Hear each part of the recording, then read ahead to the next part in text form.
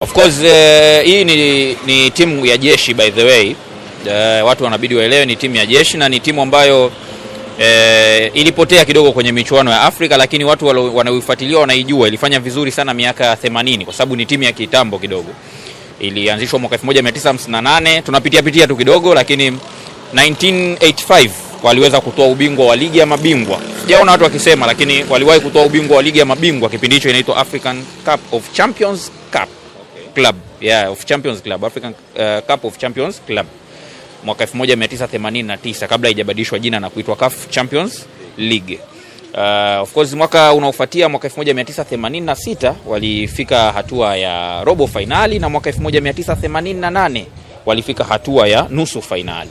Kwa hiyo ni timu ambayo inaonekana ilifanya vizuri, na pia kwenye kombe la shirikisho, unajua kombe la shirikisho pia lilibadilishwa mwaka 2004, liliunganishwa na makombe mawili ambayo yalikuwa yamegawanyika na kuwa kombe la shirikisho barani Afrika rasmi mwaka 2004. Mwaka 2005 FAR Rabat walitoa ubingwa wa kombe la shirikisho, na inakuwa timu ya kwanza kutoka Morocco kutoa katika formati hiyo mpya, kwa sababu kipindi cha nyuma waliwahi kutoa Marrakech pamoja na Raja Casablanca. Kwa hiyo ni timu ambayo ina historia nzuri kwenye michuano ya kimataifa. Msimu huu wanaingia hatua ya makundi tena kwa mara nyingine. Inakuwa ni mara ya tatu by the way. Waliingia mwaka 2006, wakaingia mwaka 2025 msimu uliopita, na safari wanaingia tena. Kwa hiyo msimu uliopita walipangwa na Mamelodi Sundowns, Raja pamoja na Maniema, wakamaliza nafasi ya kwanza. Manake na msimu huu watu wasiwa underrate, waichukulie ni timu ambayo ina uwezo wa kuleta surprise. Young Africans wanakwenda kukutana na timu ya aina gani kwenye pitch? Yes, Young Africans inaenda kukutana na timu ambayo iko direct. Unajua timu za kaskazini nafikiri unaelewa ni timu ambazo hazina mambo mengi. FAR Rabat ni miongoni mwao. Ni timu ambayo haipendi kufanya build up. Yaani kama nilivyokuelezea kuhusu Petro, sio wanafanya build up na wachezaji watatu and whatever. Hawa hawana sana mambo hayo. Goalkeeper akishaweka mpira wake after goal kick anaiweka chini, anarudi nyuma. Ahmed Rega Nauti anaupiga mbele, wanakuwa wengi zaidi juu, wanajaribu kuwin kule kwenye eneo la mpinzani, na kama wameukosa basi watahakikisha wana win zile second balls kwa sababu wana uwezo wa kupress. Na ndio maana kwenye takwimu zao utagundua wamepiga mipira mirefu kwa wastani wa mipira 25.8 per game, na ufanisi wao wa kuiwin pia ni mkubwa, wanawin kwa 60%. Kwa hiyo Yanga watakutana na hiyo scenarios. Goalkeeper Ahmed Reda Nauti anaweka chini, anarudi nyuma, anaupiga mbele. Sawa. Lakini in some cases wanakuwa wanafanya build up. Sio kwamba hawafanyi completely, in some cases wanakuwa wanafanya build up. Na build up yao goalkeeper anakuwa hayuko involved zaidi. Mchezaji ambaye ni crucial kwenye build up anaitwa Mohamed Rabia Hirmat. Huyu jamaa ni hatari. Of course nitamuelezea hapa. Kwenye build up yupo, kwenye eneo la ushambuliaji yupo. Nitakuelezea kwa nini FAR Rabat ni crucial kwenye eneo lao la kiungo, kwenye build up na kwenye kushambulia. Nitakwambia kwa nini. Lakini huyu ndo amekuwa crucial kwenye kufanya build up. Mara nyingi sana wanapoanza build up yao, mabeki wawili wakati. Kuna namzunguzia Marwan Ludni pamoja na Falou Mendy anaitwa. Wanakuwa wanasogea kidogo, wanatanua. Yani wanatanua mapana ya uwanja. Sawa? Ili kuweza kuitanua ile safu ya timu pinzani, labda ya kiungo ambayo inakuja kupress isiweze kupata mianya. Lakini unavofanya hivyo automatically kutakuwa kuna space kubwa baina ya defender na defender, ambapo ndo anashuka sasa Mohamed Rabie Hermat kutengeneza kitu kama back 3, alafu mbele yake anasimama Izzeddine Derag ni kiungo namba 6 huyu, ambaye ndo ana partner kwenye pivot na Mohamed Rabie Hermat kutengeneza kitu kama diamond shape.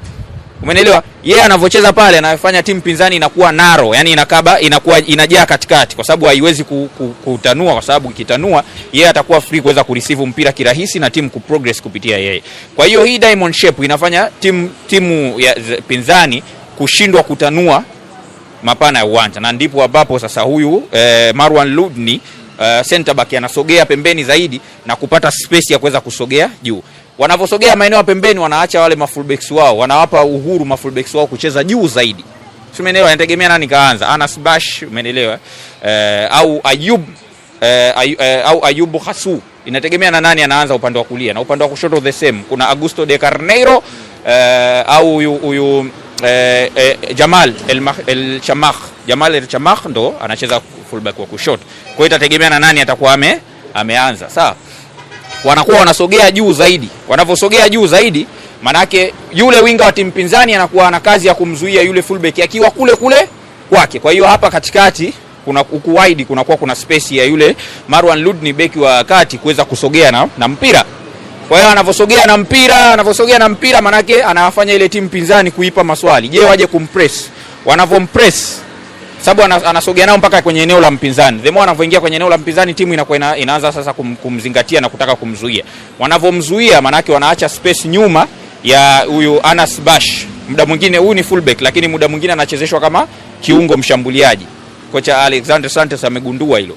Kwa hiyo anamtumia, na hata kama sio yeye, kiungo yote namba 10 atakuwepo hapo baina ya mistari kuweza kureceive kama itatokea timu imeamua kumpress huyu Ludni, anapata nafasi ya kuweza kupokea mpira. Anapopokea mpira mbele yake anakutana na wachezaji wawili. Mchezaji ambaye anafanya movement nyuma safu ya ulinzi, labda mshambuliaji au kiungo mshambuliaji, pamoja na fullback ambaye ame-overlap. Wanatengeneza mazingira ya kumzingira yule fullback wa timu pinzani katika mazingira ya 3 versus 1, watatu dhidi ya mmoja. Umeelewa? Kwa hiyo hii ndio progression yao, wanakuwa wanaifanya hivyo, na ndio maana mabao yao kwa 63% wameyafunga kupitia maeneo ya pembeni. Umeelewa? Kupitia crosses zile na vitu kama hivyo, kwa sababu katika mabao 22 ambao wameshafunga, mabao 14 yote yamefungwa kupitia maeneo ya pembeni kwa sababu ya hii progression. Kwa hiyo labda nikwambie, FAR Rabat build up yao wanategemea mabeki wawili wakati, Ludni pamoja na Mendy pamoja na viungo wawili wakati, Dareg pamoja na huyo Mohamed Rabia Hirmat.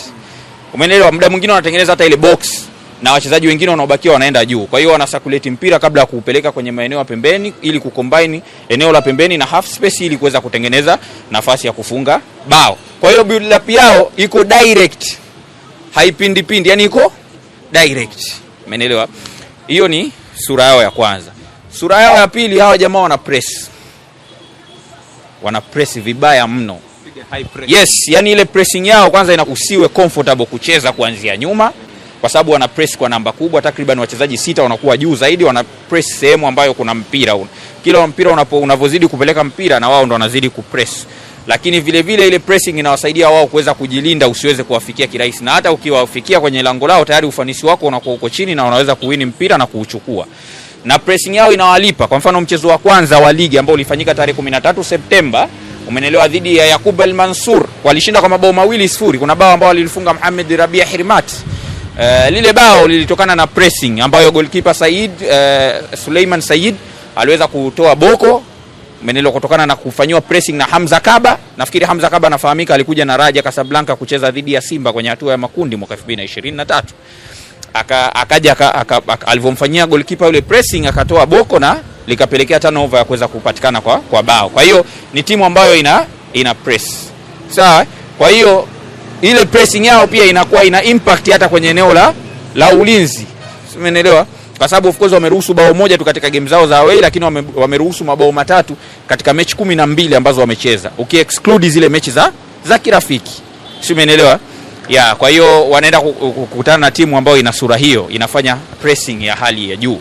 Lakini vile vile ni timu ambayo ina uwezo mzuri wa kudefend kwao. Ile block yao ya defense wanatengeneza katika umbo la 4-4-2, 4-4-2, na wanakuwa very aggressive wanapokuwa hawana mpira. Hiyo ni sifa yao moja ya hatari sana. Sawa? Sasa utaniuliza swali, labda huyu Mohamed Rabia Hirmat nimemuelezea hapa, unakuta kwenye build up yuko chini kabisa, anaunga mstari mmoja na walinzi, wakati kwenye build up yeye ndo anasupply mipira kwenda mbele. Lakini mbona takwimu zake zinachanganya? Anakuaje na mabao 6, assist 2 huyu mtu ambaye anacheza kwenye defense muda mwingi? Utajiuliza. Lakini hawa wanabadilika wanapokutana na timu ambayo imekubali kurudi nyuma. Sasa ishaona bana, hapa mambo magumu, turudi nyuma tu defend, kwa sababu timu kama hii ina uwezo wa kukufanya ucheze nyuma. Wanapokuwa wanacheza nyuma, manake unavocheza nyuma unacheza kwa namba kubwa, maana viungo wako nani wote sio wanakuja kuzuia, na wao wanakuwa overload ile safu yako ya ulinzi. Wanavyo-overload vipi? Kuna wachezaji 4 ambao traditional wanakuwa ni washambuliaji kiasili. Kuna mshambuliaji, kuna viungo washambuliaji 3, si ndio? anaunganika na fullback mmoja either wa kulia au kushoto. Lakini nitatoa scenario katika case study ya mchezo dhidi ya Olympic Safi ambao walishinda kwa mabao 3-0. Augusto de Carnero alikuwa anaongeza namba pale kutengeneza idadi ya wachezaji 5 pamoja na Mohamed Rabie Hirmati anaongezeka kwenye ile mstari wa kwanza, anatengeneza idadi ya wachezaji 6 na chini yao kuna rest offense. Rest offense maana yake wachezaji wawili ambao wako nyuma ya huo mstari ili kusupport lile shambulizi. Wanavyolisupport lile shambulizi maana yake ikitokea kuna second ball au nini, wao wanakuwa wa kwanza kuwin, lakini hao wana act kama rest defense in case kuna uwezekano wa kuweza kushambuliwa kwa counter attack. Kwa hiyo hii inamfanya Mohamed Rabie Hirmati kuweza kuwa mchezaji hatari sana anapokuwa ndani ya boksi la timu pinzani. Muogope. Umeelewa? Ni mchezaji hatari, na of course labda kwa kuwaweka sawa watu wamechukua mchezaji bora wa michuano ya CHAN ambayo imemalizika, Morocco akiwa mabingwa.